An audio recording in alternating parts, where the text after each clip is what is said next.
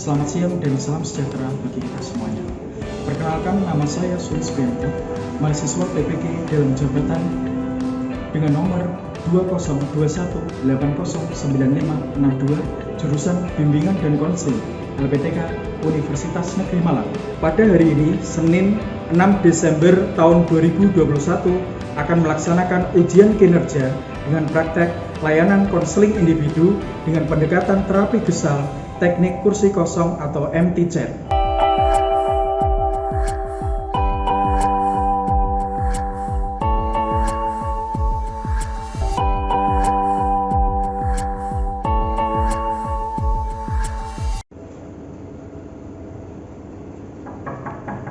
Ya, masuk.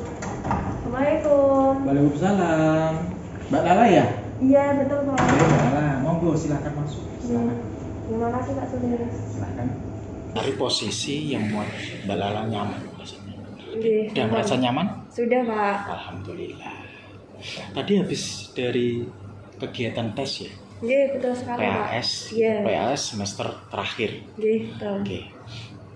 Tadi pelajarannya apa Mbak Lala? Pelajaran saya tadi bahasa Indonesia sama PJOK Pak. Bahasa Indonesia sama PJOK. Nggih.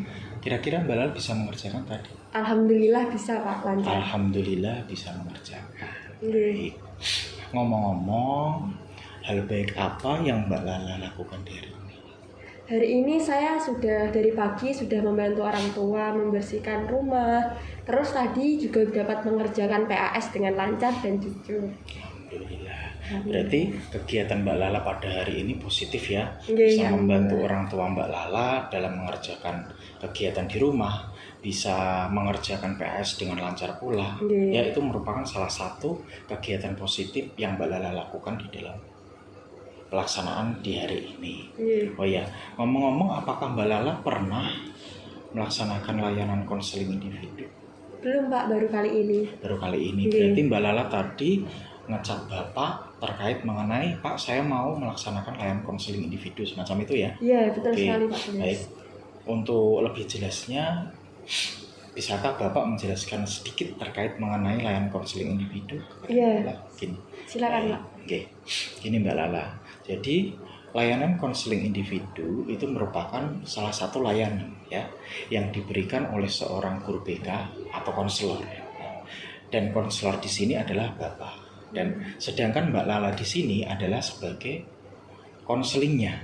Nah, tujuan dari pelaksanaan layanan konseling individu ini adalah untuk mengentaskan permasalahan yang dihadapi Mbak Lala.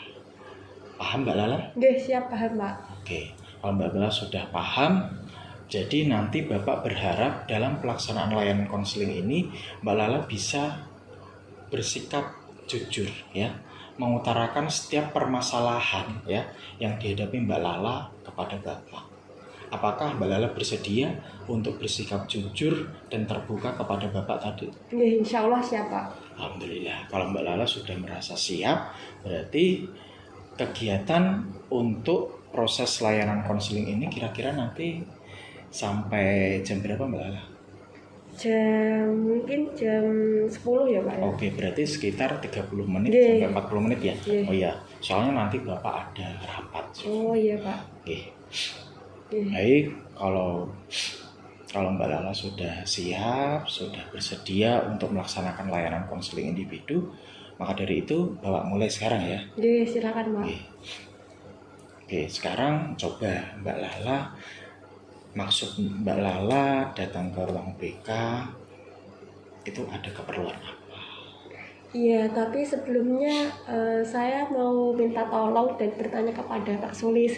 Nanti kira-kira kalau saya menceritakan apa masalah saya, apakah nanti dapat ada rahasiaan antara kita berdua, Pak? Ya, tentunya. Tadi kan Bapak sudah menjelaskan ya, bahwa di dalam pelaksanaan layanan konseling itu harus bersifat rahasia salah satunya ya.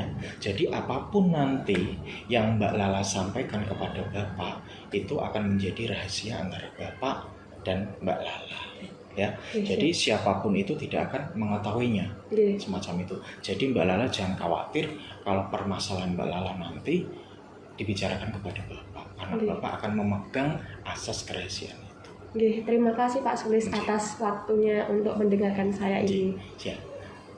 Bisa dimulai? Nggih, bisa Pak. Nggih. Jadi begini Pak, orang tua saya itu bekerja dan berprofesi menjadi dokter. Oke. Ya lalu?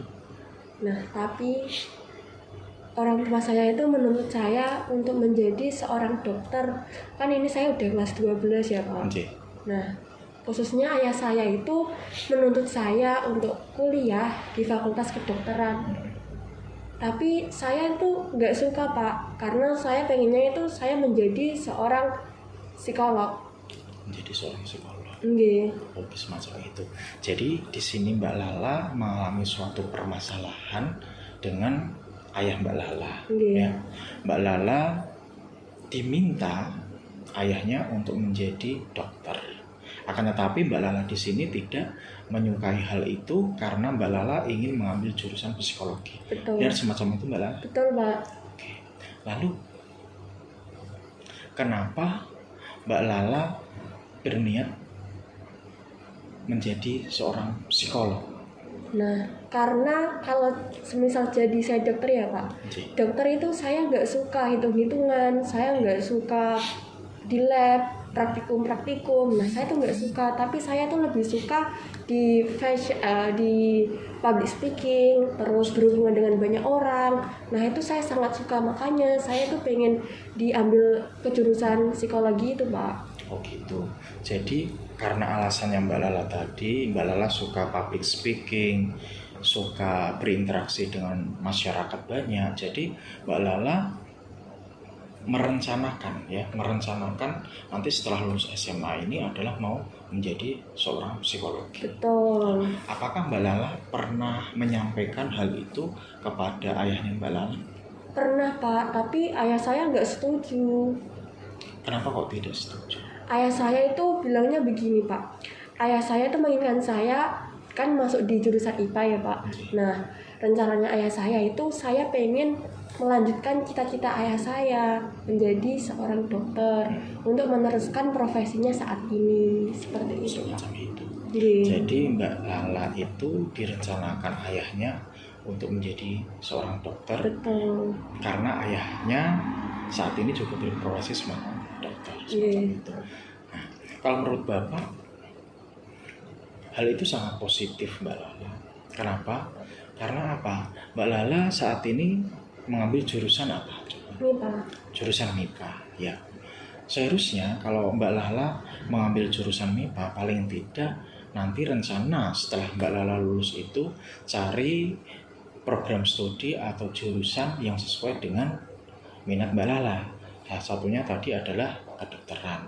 Kalau Mbak Lala cari jurusan yang sekiranya sosum, ya, otomatis hal itu agak repot nanti ke depannya, ya. Kalau Mbak Lala mau ambil jurusan psikologi, tentunya hal itu berarti Mbak Lala harus mengulang lagi dari awal karena psikologi itu merupakan salah satu jurusan sosum. Nah, Semacam iya Pak. Itu yang membuat saya sedikit keberatan dan bingung gitu loh Pak, kalau membahas sosum kan itu linjur gitu ya Pak. Iya, lintas jurusan. Nah, terus ada nggak kejadian yang terjadi ketika Mbak Lala mengutarakan permasalahan yang dihadapi Mbak Lala tadi? Ada, ayah saya itu marah Pak pada saya, gak mau kalau saya mengambil jurusan psikolog. Kalau saya tetap bersikuku ambil psikolog, nanti malah ayah saya gak anggap saya anak dan gak mau menghidupi saya lagi. Berarti orang tua Mbak Lala kekeh tidak mengizinkan Mbak Lala untuk mengambil jurusan selain jurusan kedokteran tadi. Iya, ayah saya begitu Pak. Semacam itu. Apakah Mbak Lala pernah istilahnya berkomunikasi mungkin selain ayahnya mungkin sama ibunya semacam itu? Iya pernah Pak, kan waktu makan malam ya Pak. Iya. Nah itu saya juga udah bilang ke ayah saya, mengutarakan keinginan saya untuk ambil jurusan di psikolog. Kalau ayah saya itu tetap bersikuku tidak mau, tetapi kalau dari ibu itu menuruti apa kemauan saya. Tetapi kan kembali lagi keputusan terakhir itu di ayah saya Pak, begitu. Jadi tetap saja tidak bisa ya Mbak Lala? Nggih. Oh gitu. Baik, kalau istilahnya Berarti ayahnya itu kekeh, tidak mau tahu apapun itu. Mbak Lala harus mengambil jurusan kedokteran semacam itu. Dan apakah bapak, apa istilahnya ayah Mbak Lala itu mengutarakan alasannya kenapa kok Mbak Lala itu harus ambil jurusan kedokteran tersebut? Iya, ayah saya itu pengen saya itu melanjutkan profesinya menjadi seorang dokter gitu Pak. Ya, Karena kalau dokter. menurut ayah saya itu ambil psikologi itu jurusan ke depan, masa depannya itu belum terang gitu loh Pak. Oh gitu. Di Berarti pekerjaannya. belum jelas ya Iya betul. pekerjaannya. Seharusnya Mbak Lala bisa istilahnya memberikan wawasan kepada ayahnya supaya tahu, Pak, ya ternyata itu jurusan psikologi itu kerjaannya semacam ini, banyak kok peluang kerjanya seperti apa, sehingga nanti Mbak Lala bisa apa istilahnya menghasilkan suatu keputusan di dalam pembicaraan tersebut, sehingga orang tua Mbak Lala, khususnya ayah Mbak Lala, mengizinkan Mbak Lala untuk sebagai jurusan psikologi tadi. Iya Pak, tapi kan ayah saya itu tidak memberi kesempatan saya untuk menjelaskan pendapat saya. Oke, berarti itu ya ayahnya Mbak Lala kekeh tidak mau tahu apapun yang menjadi keputusan Mbak Lala tadi. Iya. Oke, semacam itu. Nah, sekarang Bapak tanya kepada Mbak Lala, kira-kira kalau Mbak Lala besok orang tua meminta Mbak Lala menjadi seorang dokter, bukankah profesi itu mempunyai masa depan yang bagus, ya? Iya. Seumpama dibandingkan dengan psikologi yang mungkin ya hampir sama, istilahnya yang namanya rezeki kan tidak tahu kan Mbak Lala, antara kedokteran itu sukses atau yang psikologinya yang sukses atau seperti apa. Tapi pada dasarnya ya sekarang Mbak Lala ini berada di dua pilihan yang membingungkan semacam itu, ya. Akan tetapi Mbak Lala coba telisik lagi, lebih dalam lagi. Mbak Lala sekarang ini sudah terjun langsung, ya kan? Sudah mengambil jurusan MIPA, ya kan? Sampai sejauh ini, ya, dari kelas 10 sampai kelas 12. Nah, kira-kira kenapa Mbak Lala dulu itu mengambil jurusan MIPA? Kenapa dulu kalau memang rencananya Mbak Lala mau ambil jurusan psikologi, seharusnya Mbak Lala dulu kan ambil jurusan IPS. Itu kenapa? Iya Pak, itu semua karena ayah saya. Yang pengen itu masuk di jurusan IPA ayah saya Pak. Kan saya sebagai anak juga nurut. Saya sebenarnya di MIPA juga kurang nyaman gitu ya Pak. Tetapi ya karena pilihan ayah saya, beliau menginginkan saya untuk menjadi seorang dokter, jadi saya harus masuk di MIPA ini di semester ini. Berarti Mbak Lala selama ini menjalani pendidikan di jurusan MIPA itu tidak nyaman. Iya, tidak nyaman Pak. Tidak nyaman. Nah, sekarang Bapak tanya, ketika kamu sudah terjun langsung di MIPA, apakah Mbak Lala pernah berprestasi? Ya, istilahnya pernah. di jurusan MIPA itu? Iya, pernah. Apa saja Mbak?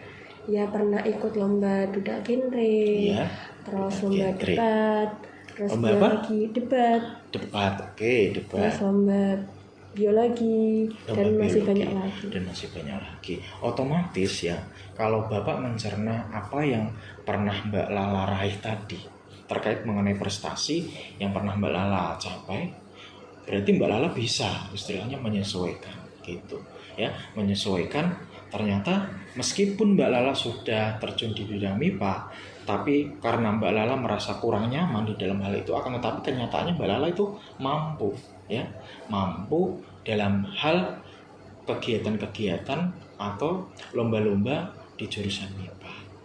Nah, sekarang gini Mbak Lala, coba Mbak Lala merefleksi diri Mbak Lala, ya.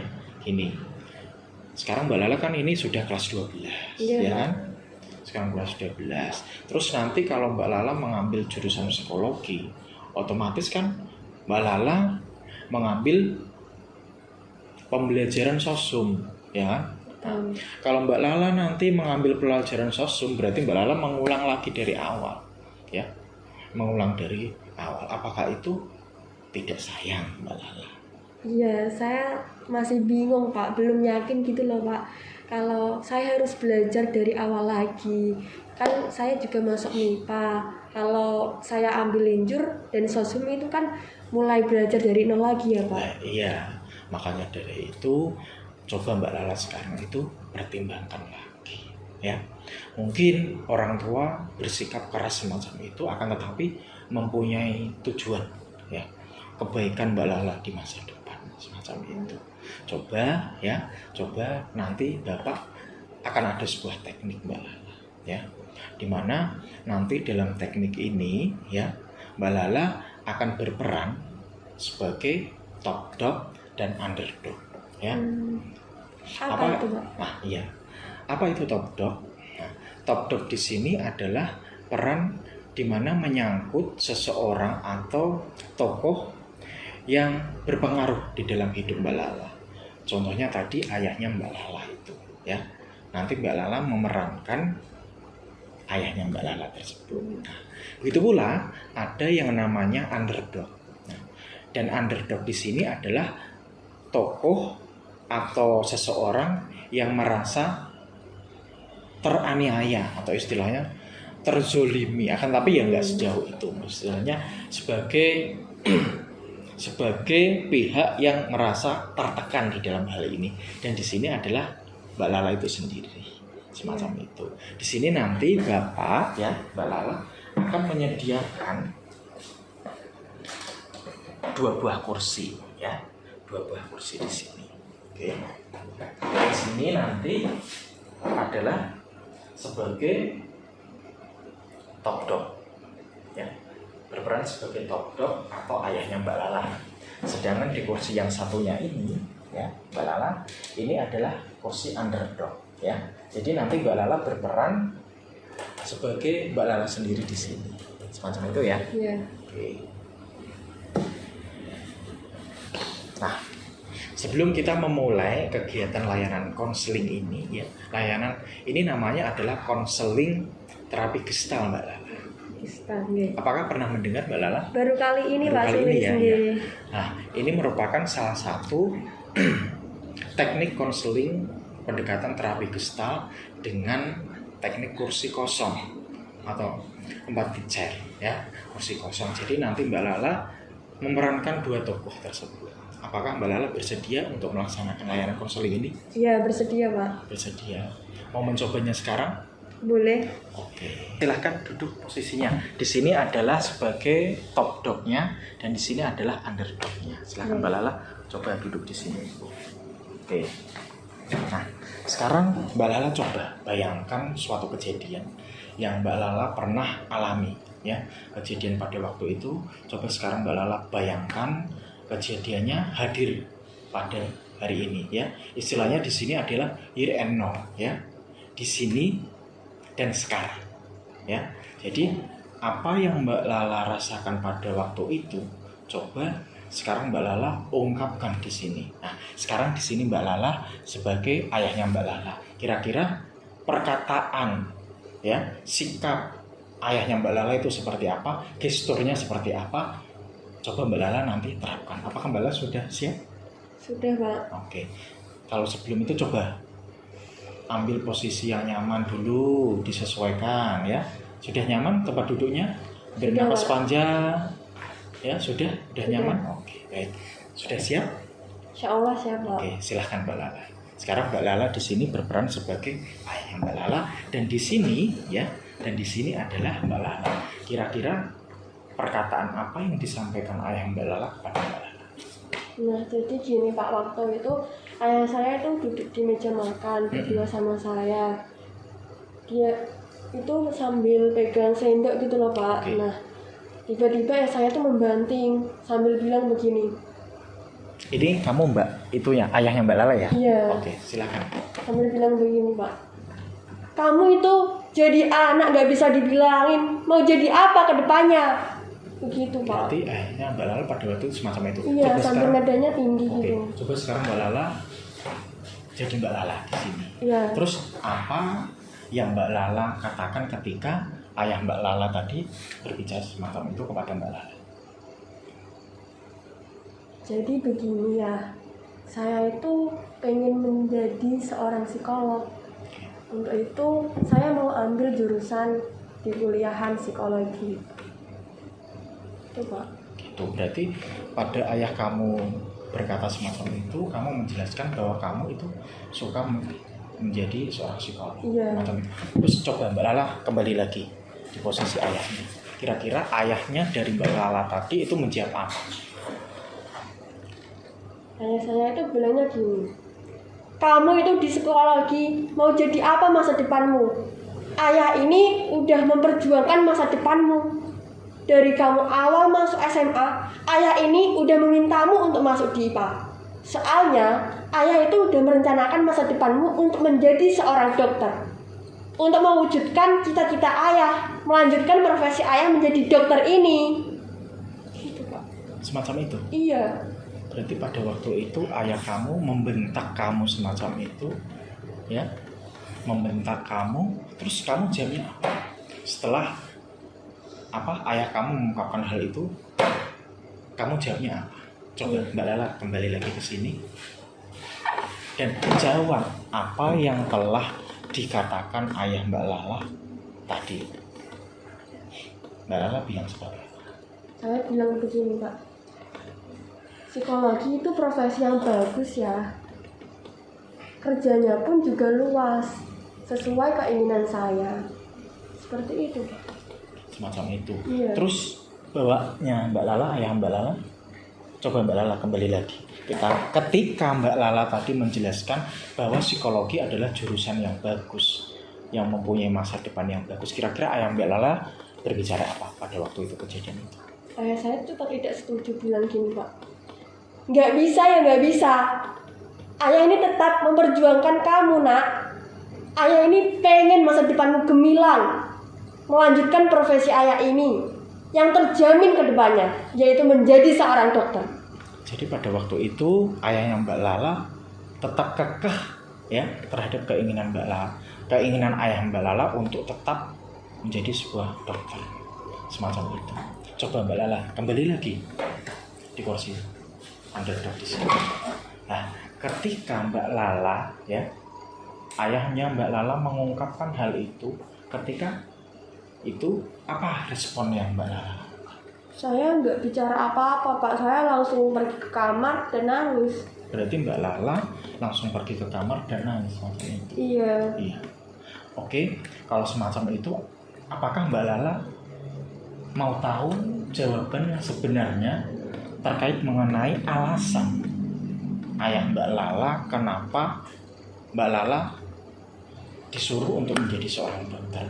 Nah, di sini kan Mbak Lala belum tahu kan alasannya seperti apa. Coba sekarang Mbak Lala duduk kembali ke sini memerankan sebagai ayahnya. Kira-kira alasan ayah Mbak Lala apa sehingga beliau kekeh menyuruh Mbak Lala untuk menjadi seorang dokter? Coba Mbak Lala duduk lagi.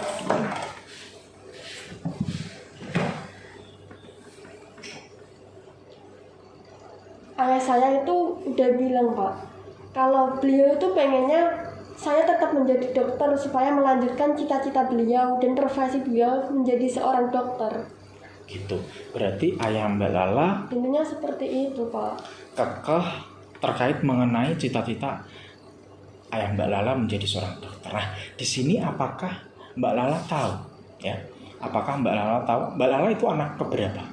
Anak satu-satunya tuh. Satu-satunya itu enggak. Iya. Oke. Kalau begitu Mbak Lala kembali lagi ke sini.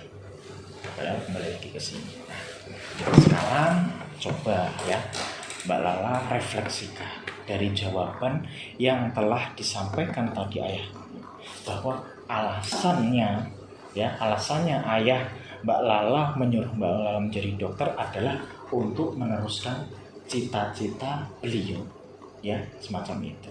Nah, di sini pula Bapak berpesan kepada Mbak Lala bahwa Mbak Lala ini adalah anak satu-satunya, ya kan? Mbak Lala berarti tumpuan orang tuanya, tumpuan ayahnya. Nah, otomatis sekarang Mbak Lala tahu nggak jawaban ayah dari Mbak Lala tadi terkait mengenai permasalahan yang Mbak Lala hadapi? Iya, sudah tahu, Pak. Gimana? Saya pengen saya masuk di Fakultas Kedokteran karena saya itu anak satu-satunya dan bisa melanjutkan profesi ayah saya menjadi seorang dokter yang terjamin masa depannya. Oke. Seperti itu. Kalau sekarang Mbak Lala sudah tahu jawabannya, ya, Mbak Lala sudah tahu kan jawabannya? Iya, sudah Pak. Sudah tahu bahwa alasan ayah Mbak Lala menyuruh Mbak Lala menjadi seorang dokter adalah untuk meneruskan cita-citanya. Karena Mbak Lala adalah anak satu-satunya dari ayah Mbak Lala tadi. Nah, dari kegiatan ini, dari kegiatan teknik kursi kosong ini, coba Mbak Lala sekarang refleksikan, ya. Dari kejadian ini, coba Mbak Lala refleksikan. Iya Pak. Saya merasa bersalah pada ayah saya. Oke.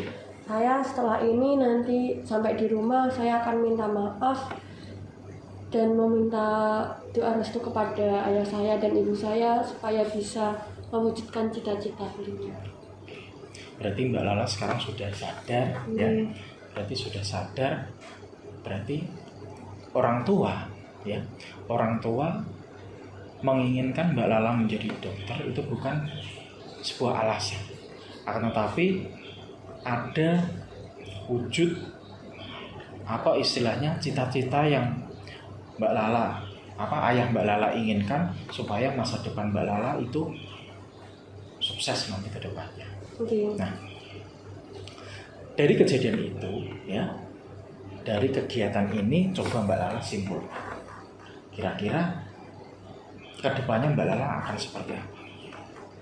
Ya, dari kegiatan ini saya menyadari bahwa orang tua itu pasti memiliki cita-cita yang baik dan tujuan yang penting di dalam kehidupan anaknya. Setiap orang tua itu pasti mengharapkan anaknya menjadi seorang yang sukses dan dapat membawa nama baik keluarganya. Jadi saya setelah ini akan belajar dengan rajin, tekun belajar, latihan triot UTBK agar dapat mewujudkan cita-cita tersebut, Pak. Baik Mbak Lala, karena Mbak Lala sudah merasa sadar, coba sekarang kembali lagi ke sini. Baik, Mbak Lala tadi sudah mengetahui, ya, Iya Pak, betul. kesalahan-kesalahan atau istilahnya apa yang Mbak Lala lakukan selama ini. Ternyata Mbak Lala itu tahu alasan yang sebenarnya ayah Mbak Lala itu seperti apa. Apakah Mbak Lala merasa bersalah? Iya, saya merasa bersalah Pak. Makanya nanti setelah pulang ini saya meminta maaf kepada ayah saya. Oke. Karena saya tidak mau egois dengan pilihan saya. Padahal orang tua justru memiliki tujuan yang baik untuk saya. Oke. Dari kegiatan ini, coba sekarang Mbak Lala simpulkan. Dari kegiatan ini, coba Mbak Lala sekarang simpulkan apa manfaat yang Mbak Lala peroleh dari pelaksanaan layanan konseling ini.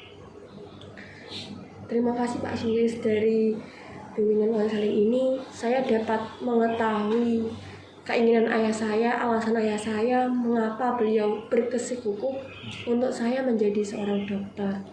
Saya lebih lega dan lebih paham mengenai orang tua saya. Oke, semacam itu. Terus kalau sekarang Mbak Lala sudah tahu, ya, penyebabnya ayah Mbak Lala menginginkan Mbak Lala menjadi seorang dokter, karena ini sudah terlanjur, ya, istilahnya kamu sudah kelas 12, nggak mungkin lagi kamu mengulang dari awal dengan memilih jurusan yang baru atau jurusan sosum semacam itu. Kira-kira upaya apa atau rencana apa yang Mbak Lala lakukan ke depannya setelah pelaksanaan layanan konseling ini? Saya akan berusaha semaksimal mungkin belajar tambah rajin, les, latihan soal-soal triot, UTBK, agar saya dapat mewujudkan cita-cita tersebut. Oke, Mbak Lala berarti sekarang sudah bisa mengambil kesimpulan dari kegiatan ini, ya? Iya. Baik, karena Mbak Lala sudah mampu istilahnya mengkondisikan diri Mbak Lala, sudah mampu untuk membangun rencana-rencana Mbak Lala ke depannya. Salah satunya tadi adalah nanti habis kegiatan ini Bapak berharap Mbak Lala bisa langsung menemui Bapaknya, mengutarakan, ya, permasalahan-permasalahan tersebut dengan cara seperti apa?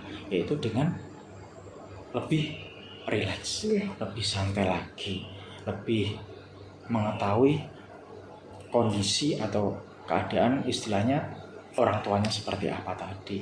Mbak Lala tahu alasannya seperti apa. Jadinya nanti Mbak Lala bisa mengkomunikasikan pilihan terkait mengenai studi lanjut Mbak Lala kepada orang tua Mbak Lala.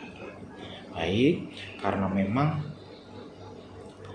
waktunya ini sudah hampir selesai ya. Nggih. Ya, akan tetapi sebelum mengakhiri kegiatan ini Bapak ada angket observasi evaluasi hasil. Nggih. Coba nanti ini kerjakan terlebih dahulu sebelum Mbak Lala meninggalkan ruangan kita. Nggih. Terima kasih Pak Sulis. Silahkan.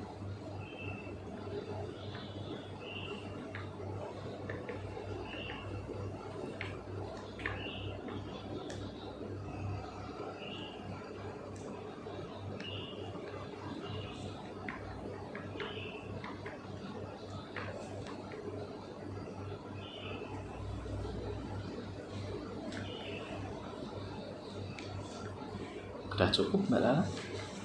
Sudah? Sudah. Oke, terima kasih Mbak Lala. Karena Mbak Lala sudah hadir di ruang BK ini dengan kemauan Mbak Lala sendiri. Tadi apa istilahnya? Bapak berharap nanti langsung dari kegiatan ini Mbak Lala langsung bisa berkomunikasi dengan Mbak Lala, ayahnya Mbak Lala. Yes, Terus kira-kira Mbak Lala besok mau menemui Bapak untuk istilahnya mengkomunikasi. Tadi kan Mbak Lala sudah apa istilahnya ini mau berkomunikasi, ya kan? Terus kira-kira besok mau menemui Bapak tidak terkait mengenai hasil dari pembicaraan Mbak Lala terkait mengenai jurusan yang Mbak Lala pilih tadi.